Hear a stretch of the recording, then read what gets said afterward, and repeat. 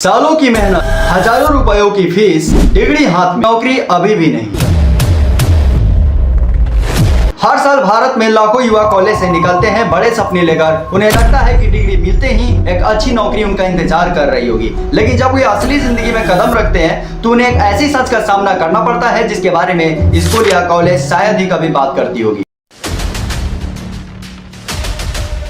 आखिर ऐसा क्यों हो रहा है? क्या भारत में सचमुच नौकरियां कम है या फिर समस्या कहीं और है?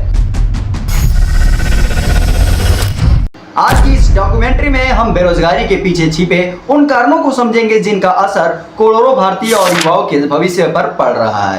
कल्पना कीजिए, एक छात्र जिसने 15 से 20 साल पढ़ाई की, उसके परिवार ने अपनी बचत उसकी पढ़ाई पर खर्च कर दी। उम्मीद सिर्फ एक थी, अच्छी नौकरी।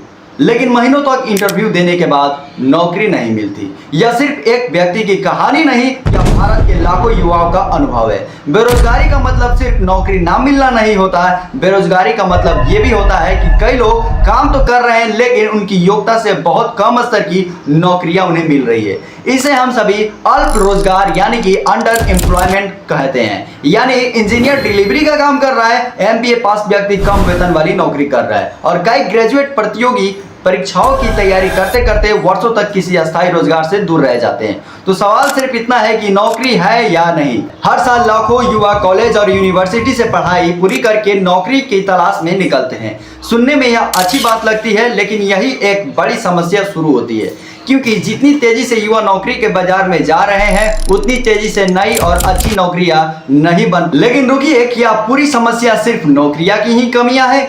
जवाब है नहीं। मान लीजिए एक कंपनी को 100 कर्मचारी की जरूरत है, यानी कि 100।